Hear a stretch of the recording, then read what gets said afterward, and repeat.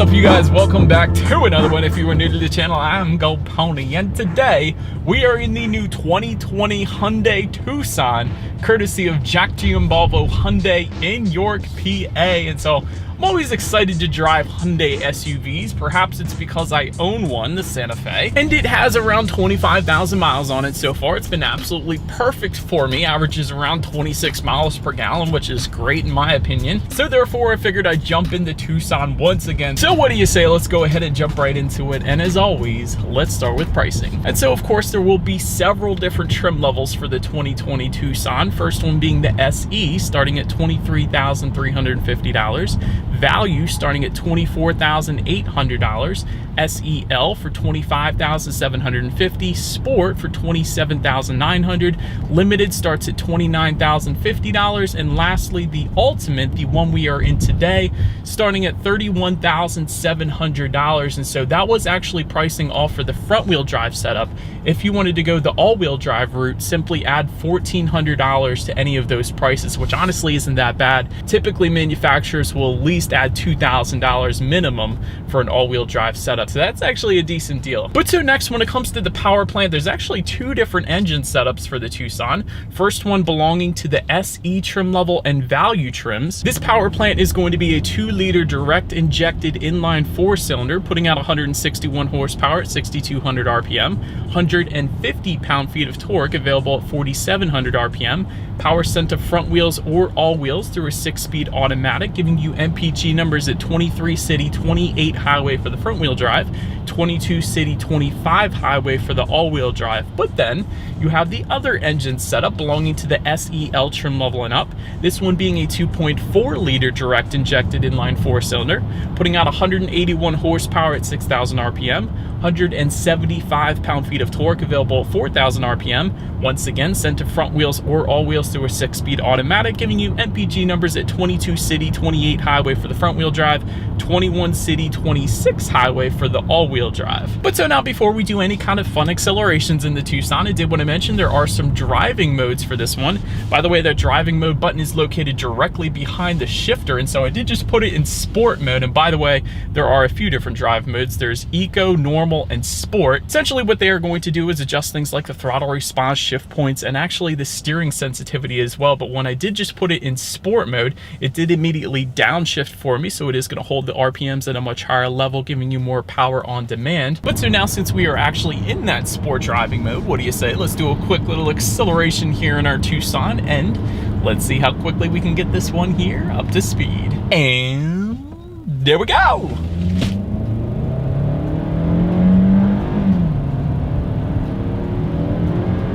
All right, it's acceptable. It's certainly not the quickest thing in the world, and Hyundai of course has some other options if you did want a quicker acceleration, but really that is going to be enough for you to merge onto the highway or anything like that. It's just, I'm just thinking the Tucson could probably benefit from maybe a turbocharged engine or something like that. But nonetheless, to go along with that acceleration, as always, braking is equally important. And so you will find, of course, 4-wheel disc brakes on the Tucson. And as far as the braking feel goes, I've had absolutely no issues in my short test drive today. So certainly bringing the Tucson to a very nice stop in this one. Touching on suspension and handling a little bit, up front, you're going to get an independent McPherson strut front suspension with coil springs, gas pressurized shock absorbers, and a 24.7 millimeter stabilizer bar.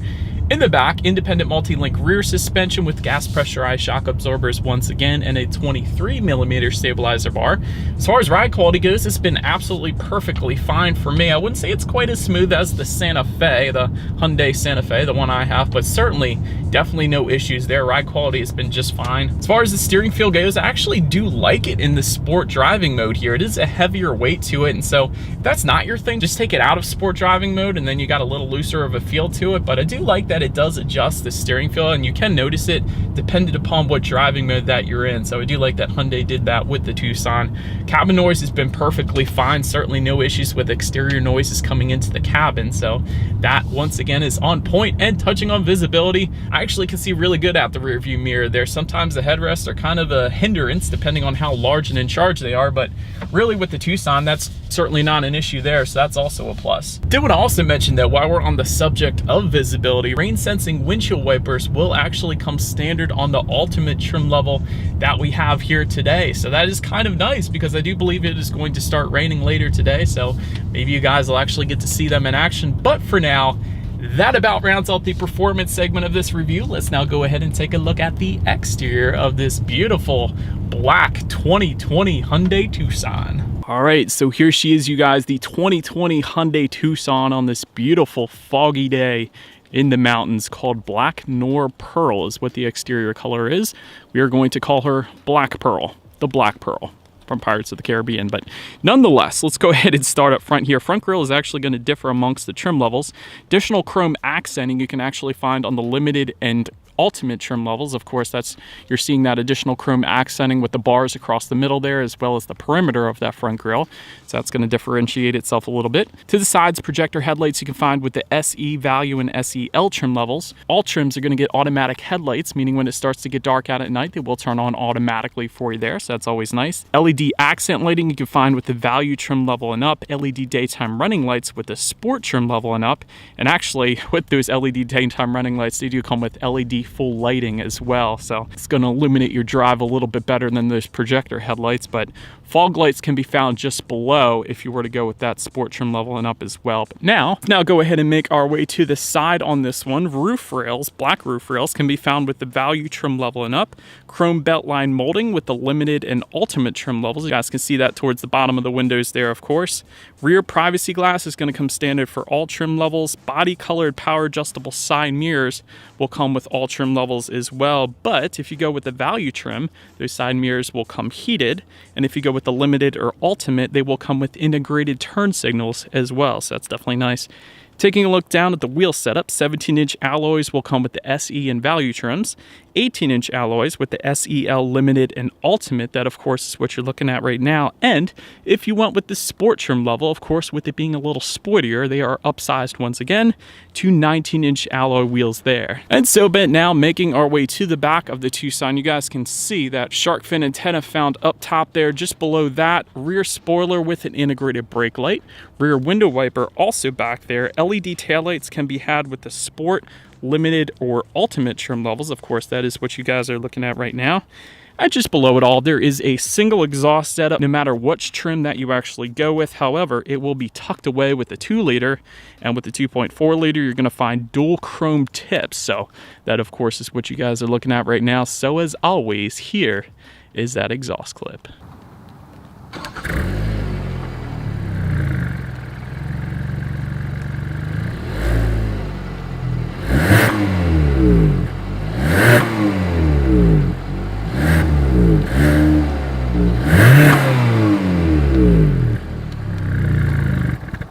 All right, so now since we are around back of the Tucson, there are a few different ways you can go about opening that rear lift gate. There actually is a button on the key fob. Simply press that if you like. That's one way. There's also a button by the driver's side left knee. That is the second way. And there's actually a hands-free power lift gate if you were to go with the Sport, Limited, or Ultimate trim. And so, of course, we do have that today. Once opened up, cargo capacity is going to come in at an even 31 cubic feet. If that was not enough space, of course, the rear seats do fold down, bumping that up to 61.9 cubic feet. And for comparison's sake, the Mazda CX-5 comes in at 59.6 cubic feet. So wanted to mention that because the Tucson is a pretty similar shape to the CX-5. A lot of the dimensions on the interior are going to be pretty much the same, so I did want to mention that. But in-floor storage can be had in that cargo area as well. That's always nice. And there is a 12-volt power outlet back there as well. Then making our way up to the rear legroom, that is going to come in at 38.2 inches, which actually is a good bit. For reference, I'm an even 6 feet tall. This is how much space I have back there. For comparison's sake, once again, the Mazda CX-5 comes in a little bit more at 39.6 inches there. So essentially it's kind of the same, but a little bit more with the CX-5. But those rear passengers will also find a rear center armrest with cup holders for all trim levels actually across the board.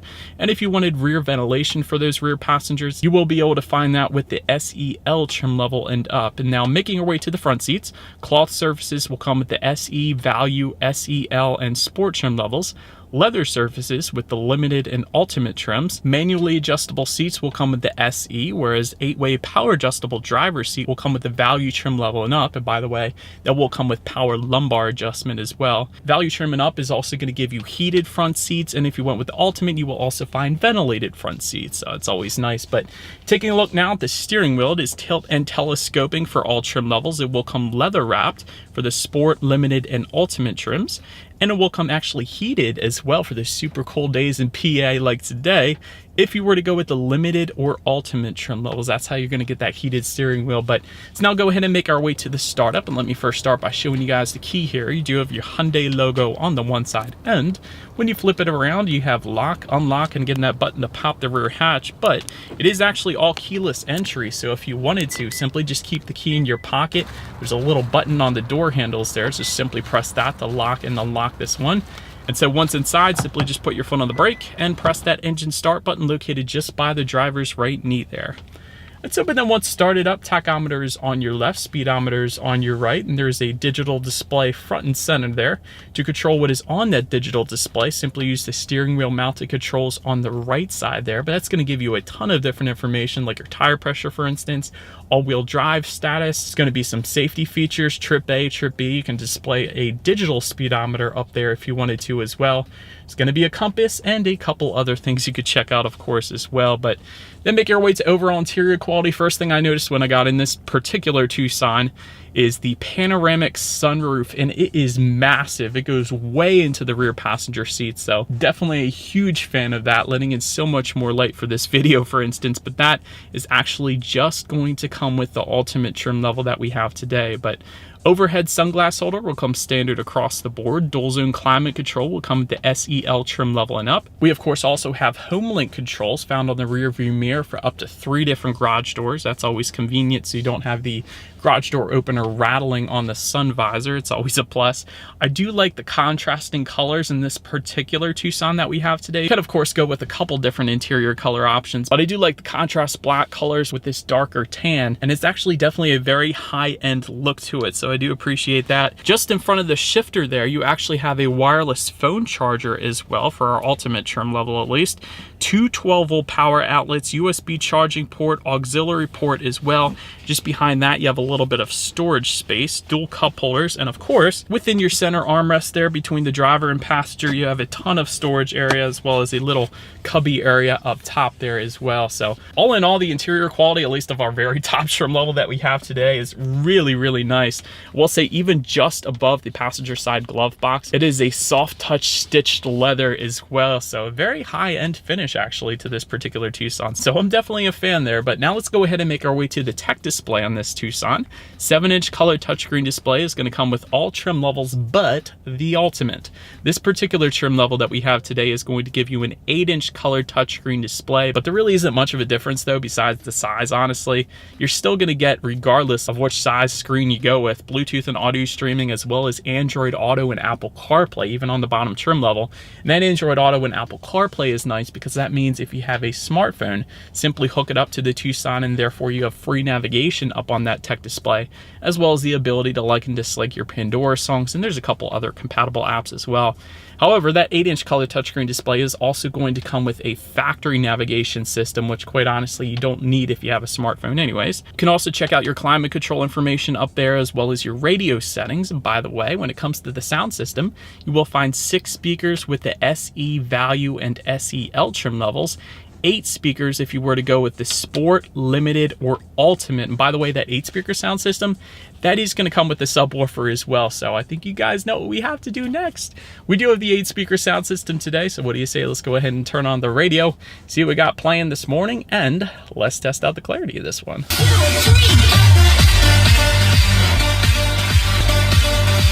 Ton of bass. You can certainly tell there's a subwoofer in this thing, but clarity is actually on point as well, and really there's speakers everywhere in this thing. 8 speakers is definitely a decent amount, so sound system is definitely on point, at least if you were to go with one of those 3 trim levels, Sport, Limited, or Ultimate, so I can vouch for that one. Last thing on the tech display I wanted to mention to you guys is when, of course, you do put the Tucson in reverse, you will find a rear view camera for every single trim level. However, if you went with the Limited or Ultimate, you will actually also find a surround view camera, or 360-degree monitor, I should say, with several different view options as well, including just behind it. You can kind of look to the left of the Tucson, to the right of the Tucson, and then, of course, all the way onto the right, you do have that surround view monitor. But that, of course, is going to lead us into safety. And so first thing I always like to mention when it comes to safety, if the vehicle actually won this award, is this one did. This is an IIHS Top Safety Pick Plus, the very highest designation by IIHS. So you know this thing is safe to start. Front side curtain airbags will come standard. Latch, of course, being lower anchors and tethers for children for the rear car seats in the back there. Rear child door locks can also be found back there, as well as a tire pressure monitoring system. But some of the more exciting advanced safety features that you can find on the Tucson for all trim levels actually include a driver attention warning system, lane keep assist, and forward collision avoidance assist. Then, if you went with the value trim level and up, that is actually going to add a blind spot monitoring system with rear cross traffic alert, being the little car icons in your side mirrors, so you don't go turning into anybody in your blind spot. Lastly, the Ultimate trim that we have today is also going to add a forward collision avoidance assist system with pedestrian detection. So, but that is about it for this one, you guys. Thank you so much for watching. Feel free to follow me on social media at the bottom of the screen there if you like. Be sure to hit the subscribe and the bell notification button if you're into new car reviews. That is what we do here on this channel after all.